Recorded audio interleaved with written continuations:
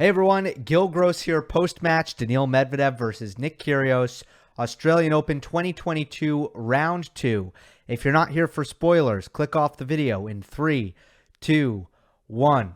All right, post-match analysis train for this event begins now, and a great match to start with. Daniil Medvedev threw in 4 sets over Kyrgios. It was wildly entertaining through multiple points, and I thoroughly enjoyed this one. Final score 7-6, 6-4, 4-6, 6-2 in just under 3 hours. I want to start with Kyrgios, even though I usually start with the player who won. The whole adage around Nick is, what if? What if he did this? What if he did that? Why isn't he playing as well as he can? Why isn't his career as good as it could be? If you take this night in isolation, and this is always the hope, I don't think he could have played any better. I don't think he could have put forth a better effort. He was focused. He was healthy. He had energy. He never let himself get too sidetracked and too distracted. A little. I mean, he's always going to do that a little. But it never really got in the way of his performance. And he really gave everything he had. I thought that this was an accurate representation of Nick Kyrgios at his best, assuming the fitness isn't going to be better, assuming some of the things that he just, would take months and months to improve, assuming none of that gets better. Tonight, he put his best foot forward. That was the best version of Nick Kyrgios, and we saw what he could do against Daniil Medvedev. And you know what? It was somewhat close. I mean, it was respectable. So in some ways, it does just validate, and I think Kyrgios validates this all the time. If you look at his history, has he made a run in a major since Wimbledon 2017 when he beat Nadal and made the quarters? No. So he doesn't validate that he can make a run, but is he dangerous early on when he is motivated on a stadium court against a top player? I think history suggests yes, and I thought that this was another check in the box of, yes, Nick Kyrgios is that guy who is dangerous and can play a level of tennis that is competitive against anyone. He did that here, and I was just really happy with the performance that he delivered. However, he lost. So let's talk about Daniil Medvedev and the things he did so well in this match. Just the serve return dynamic is just almost unfair. Medvedev out-aced Kyrgios in this match 31-17, which means in the last 6 months, Daniil Medvedev has out-aced Nick Kyrgios and John Isner, 2 of the best serves in the world. Maybe my top 2. I don't know. Riley versus Nick, Opelka I'm talking, versus Nick is a good question. And then Raonic isn't healthy, but if you throw in him in there, then you have more questions. But, I mean, Daniil out-acing these guys? That's absurd. And I don't have the returns in play stats, but I can pretty much guarantee you more Nick Kyrgios serves came back in play than Daniil Medvedev serves. And that is just not the game. And we talked about this in Toronto when Medvedev beat Riley Opelka in the final and John Isner in the semifinal. Toronto last year. These guys, their winning formulas involve getting more free points than their opponents. That is in the DNA of how they win tennis matches. And when they play Daniil Medvedev, who has all of these other skills beyond starting the point, serve, return. But when it comes to starting the point, serve, return, Medvedev outclasses these guys. And they have the greatest serves in the world. So what is it? Well, it's obvious. The skill gap, the skill gap in the serve is much narrower than the skill gap in the return. The return skill gap is bigger than the serve skill gap.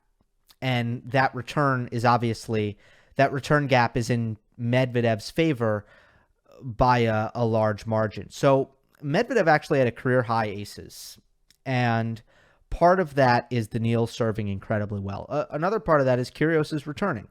He crowds the box a little bit, and he doesn't have the explosiveness in the service box coverage to really react to Medvedev's serve from his return position that he chooses to implement. And as a result, there's a lot of guesswork there. Kyrgios generally picking a side and selling out either on the forehand side or the backhand side. And then if Medvedev went to the other side, it was pretty much an ace every time. Daniil Medvedev has an opposite return strategy. We know very well. He backs up to almost the back wall. He was actually not quite there on Rod Laver Arena against Kyrgios. He was a little bit in front of as far back as he possibly could be. He's going to use his wingspan, and he's going to react to the serve. He never guesses, and he covers so much space. First of all, with his athleticism and his reactions, but also being 6'6". So just because Medvedev out-aced Kyrgios does not mean that Medvedev hit his serve better. It means that when you take into account the return in conjunction with these two as servers, Medvedev was going to hit more aces with Kyrgios returning than Kyrgios would hit with Medvedev returning. But in isolation, it doesn't tell you as much as you might kind of infer about the serve. Of course, that's irrelevant. We're talking about a tennis match, one-on-one, and you have this dynamic where Medvedev is, when it comes to serve return, he's playing these massive servers, and he's getting more returns in play than they are. So I find that continuously interesting. Now, what does that result in? How does that translate? It forces Nick to execute behind his serve over and over and over again, where he's used to maybe only having to execute a couple of times in a service game. He's being asked to execute 3 times, 4 times instead of once or twice, and those mistakes can build up. So the best example is at the end of the second set at 4-5. Medvedev got all 6 returns back in play. On all 6 points, I should say. On all 6 points, Medvedev put the return back in play. At love all, Kyrgios blew a volley. He was there, serve and volley, and he missed it. Should have made it. It was routine. And at 15:30, double faulted. Shanka at love 15. So there were mistakes there. I guess I should say 5 because Medvedev didn't have to hit a return. So it should be all 5 points the serve came back. That's where you open yourself up to mistakes. And that's where Kyrgios's sharpness and consistency are really tested to the highest degree. Now, I thought Kyrgios was consistent. I thought he was focused, especially by his standards. So he minimized the damage there. But there's just no doubt that he became very frustrated with the ball constantly coming back and then him having to execute. And at the change of ends after that second set, after that game where Medvedev put 5 returns back, Kyrgios was complaining to his box that he's serving as big as he possibly can and the ball is still coming back. So it was really bothering Nick. And that's a huge factor here. The second thing is fitness. Fitness is what I think most people really point to when you think, okay, why can't Nick win? Why is Kyrgios going to lose to Medvedev? Fitness is the thing. It's the number one. And did that play out in this match? Yes and no. Kyrgios had a lot of energy, and I thought he held up really well for 3 sets. And he ran out of gas in the 4th. But I think I was surprised he didn't run out sooner. I know I don't think I'm alone in being a little bit surprised with how well Kyrgios acquitted himself from a fitness perspective. But I do think that goes back a lot to the crowd. I think that the crowd lifted him up, especially throughout the 3rd set. And it's a big factor. And the crowd does a couple things. First of all, I think it keeps the adrenaline pumping and it keeps Nick from having physical lulls because they really keep him in it. But also when it comes to the putting pressure on the opponent, whenever you go down love 15 for example, whenever Medvedev went down love 15 or whenever it was 15-30, the crowd made those moments so big. And that's letting Daniil know that he's under pressure. And it's letting Nick know that there's blood in the water and that there's a chance. And I think Medvedev, if you were to look at like his heart rate, for example, or his anxiety levels, if the crowd was not there and he went down love 15, I feel like his anxiety levels and heart rate would be at one place. That crowd just ticks it up a notch because they tell you, and it's innate and it's natural. And I don't think that you can do anything to fight this off. Even though you know it's just love 15 and there's no reason to panic, the crowd is telling you that you're in trouble. The crowd is telling you that there's a big moment. So I thought that the crowd gets a lot of credit for keeping Nick engaged physically, where the effort level never really went away. He wasn't pulling the trigger too early in rallies for the most part. He was hustling at all times. His shot selection was disciplined. And these are the things that aren't always true for Nick Kyrgios. But the second thing when it comes to movement is the court coverage and the defense, because watching Kyrgios play, I feel like there is meat on the bone there, and that Medvedev is able to force a lot of errors on balls that I think a lot of other players would be able to neutralize, especially the best players in the world. But Kyrgios just doesn't have the strength in his legs to get to the spot and to play, appropriate defense and to recover and to change direction and to make those hard cuts. So that's one thing when I watch Kyrgios, I can just see if there was more strength in the legs, he would be a much better baseliner. But speaking of baselining, it was pretty close. Medvedev did not dominate in this respect until the fourth set. If you look at the first three sets, Kyrgios was able to really hang in there in the rallies. And I think that did go back to Nick's consistency, Nick's discipline in shot making. And Medvedev, I feel like his plan was a little bit passive. I think he wanted to test Nick's lungs, thinking that he wouldn't, he doesn't have the fitness, he doesn't have the cardio. And I think that is to some extent true.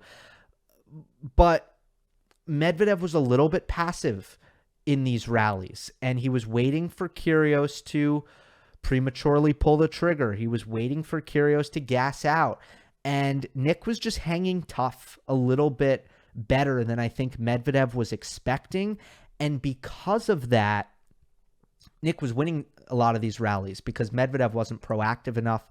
He was allowing himself to be pushed around, and I just don't think he had a plan from the baseline that was aggressive and kind of forcing Nick to actually move explosively and defend. I thought Kyrgios was a little bit too comfortable in those baseline rallies. However, it was good enough. Medvedev was good enough in the rallies, using his patience, using his defense, his depth, and his consistency to, first of all, I think ultimately succeed in wearing down Nick Kyrgios, which was the plan all along, and also just to stay even, because no one really had an advantage in these rallies. It was kind of a 50-50 proposition, but again, that was something that I think most people would assume that Kyrgios would be dominated in those settings and that Medvedev would have a handle on him. Not the case. It's really a 50-50 thing, and I thought that was, again, because Medvedev was not he was not aggressive. His backhand down the line wasn't utilized, and it was just not a complete baseline game from Medvedev. Finally, the one thing to look out for in Medvedev's future matches, one of the tactical notes I took away that ultimately didn't decide the match because Medvedev won, but had Medvedev lost, it might be something that I would be highlighting. Medvedev's kick serve was getting smoked. Medvedev kicking it to the Kyrgios backhand, and Nick has that very compact technique on the backhand side, and he takes it early. And I've seen Kyrgios do this to opponents in the past. I've seen him do it to even like a Dominic Thiem who has a great kick serve. But man, I mean, it was getting punished. So that'll do it. I thought it was a really good match, and Kyrgios was as good as he possibly could be. And Medvedev did his thing, so impressive. all around and a really, really entertaining match. I hope it's not the last time we saw Nick Kyrgios in Australia, because he still has a lot to offer this sport. Hope you enjoyed. Don't forget to subscribe. I'll see you next time.